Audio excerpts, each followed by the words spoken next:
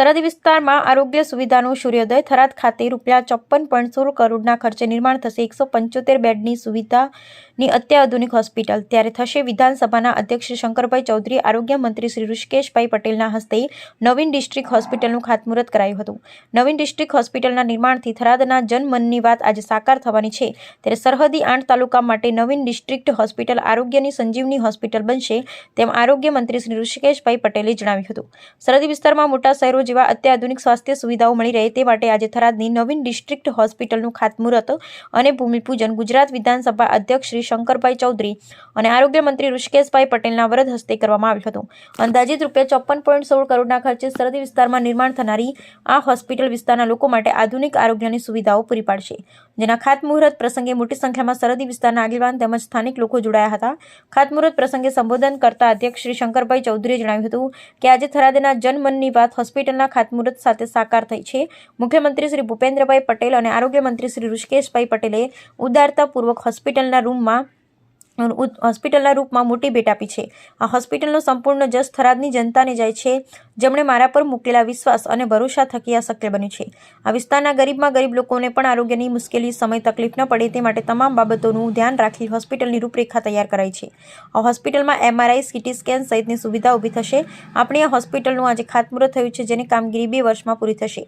આપણા વડાપ્રધાન શ્રી નરેન્દ્રભાઈ મોદી સતત બનાસવાસીઓની ચિંતા કરી આપણને પાણીથી લઈ આરોગ્યની સુવિધા આપી છે, જે માટે આપણે એમના ઋણી છીએ। આરોગ્ય મંત્રી શ્રી ઋષિકેશભાઈ પટેલે હોસ્પિટલના ખાતમુહૂર્ત પ્રસંગે રાજ્યની સાથે બનાસકાંઠા જિલ્લામાં વધી રહેલ આરોગ્ય સુવિધાઓ અંગે વિગતો રજૂ કરી હતી, જેમાં તેમણે જણાવ્યું હતું કે થરાદમાં નિર્માણ થનારી આ હોસ્પિટલ સરહદી 8 તાલુકા અને પડોશી રાજસ્થાન રાજ્ય માટે આરોગ્યની સુવિધાની સંજીવની પુરવાર થશે। આ સમગ્ર હોસ્પિટલની તમામ બાબતોમાં અધ્યક્ષ શ્રી શંકરભાઈ ચૌધરીએ માર્ગદર્શન કર્યું છે। આજે ગુજરાત સરકાર વડાપ્રધાન નરેન્દ્રભાઈ મોદીની પ્રેરણા અને મુખ્યમંત્રી શ્રી ભૂપેન્દ્રભાઈ પટેલના માર્ગદર્શનથી ગામડા સુધી આરોગ્ય સુવિધાઓ પહોંચાડી રહી છે। ગુજરાતમાં આયુષ્યમાન કાર્ડ થકી 10 લાખ સુધીની આરોગ્ય સુવિધા નાગરિકોને મળી રહે છે। રાજ્યમાં 2.44 કરોડ PMJY કાર્ડ નાગરિકોને આરોગ્ય સુરક્ષા કવચ પૂરું પાડી રહ્યા છે। બનાસના લોકો સ્વમાનભેર જીવન જીવે એ માટે વડાપ્રધાન શ્રી નરેન્દ્રભાઈ મોદી આ વિસ્તારમાં વિકાસના અનેક કામ કર્યા છે, જેના થકી આજે વિસ્તારના પ્રગતિના નવા સોપાન સર કરી રહ્યા છે। સાંસદ શ્રી પરબતભાઈ પટેલે પહેલું સુખ તે જાતે નર્યા એ કહેવત ટાંકીને જણાવ્યું હતું કે સરહદી વિસ્તારમાં નિર્માણધીન અત્યાધુનિક હોસ્પિટલ આ વિસ્તાર ના લોકો માટે આશીર્વાદરૂપ બનશે। વડાપ્રધાન નરેન્દ્રભાઈ મોદી અને ભૂપેન્દ્રભાઈ પટેલના નેતૃત્વમાં રાજ્યમાં ગામડાઓ સુધી આરોગ્ય સુવિધાઓથી પહોંચી છે, જેથી ગામડાઓ પણ મુશ્કેલીના સમયમાં આરોગ્યની સેવાઓ મળી રહે છે।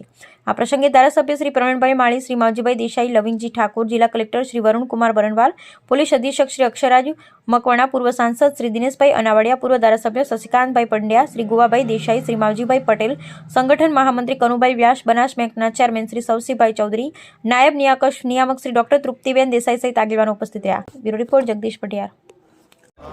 આજે થરાદમાં જિલ્લા કક્ષાની હોસ્પિટલ આશરે 55 કરોડના ખર્ચે બનવા જઈ રહી છે અને થરાદ એક એવું સેન્ટર છે કે આજુબાજુના 8 થી 9 તાલુકાઓ, કચ્છ અને સાથે રાજસ્થાન એ સરહદી વિસ્તાર છે અને રાજસ્થાનથી પણ લોકો અહીંયા આપણા બનાસકાંઠાની અંદર સારવાર માટે આવે છે અને આ જે મેં તાલુકાની વાત કરી ત્યાં આગળ આરોગ્યની વ્યવસ્થાઓ છે, પણ ટર્શરી કેરની વ્યવસ્થાઓ માટે અહીંયા બનાસકાંઠામાં Banas medical college, Banas dairy સંચાલિત સાથે ગયા વર્ષે જ આપણે ડીસાની અંદર જિલ્લાની હોસ્પિટલ આપી અને આજે અહીંયા જે ખાતમુહૂર્ત થયું જિલ્લા કક્ષાની હોસ્પિટલ થરાદ મુકામે થયું છે અત્યાધુનિક સગવડો સાથે, એટલે ટર્શરી કેર સુધીની સગવડો અને સારા એવા મહેકમ સાથે કે જેની અંદર સુપર સ્પેશિયાલિસ્ટ હોય એની સાથેની આ હોસ્પિટલ આવતા સમયની અંદર આ મેં કહ્યું એ સમગ્ર વિસ્તાર માટે આશીર્વાદ સમાન પુરવાર થવાના છે।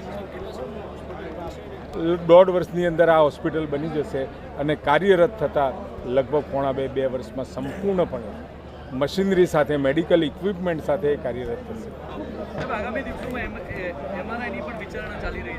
અરે MRI આવશે, CT સ્કેન આવશે, આધુનિક એક્સરે આવશે, જે સાધન અને સગવડો ડિસ્ટ્રિક્ટ લેવલમાં મળવી જોઈએ એના કરતાં પણ વધારે સાધન સંપન્ન આપણે આ હોસ્પિટલને કરવાના છીએ, કારણ કે આદરણીય શંકરભાઈ સાહેબે પણ આની અંદર ખૂબ વ્યક્તિગત રસ લઈ સુવિધાઓ કેવી હોવી જોઈએ, વેઇટિંગ કેવું હોવું જોઈએ, આદરણીય પરબત કાકાનો પણ એમાં સહયોગ રહ્યો કે ખૂબ ઝડપથી બને, એમને પણ વાત કરી હતી, પરંતુ એ ખાતમુહૂર્ત કરવાનો સમય આજે આવ્યો છે અને લગભગ 1.5 વર્ષની અંદર જ આનું આપણે લોકાર્પણ કર્યું।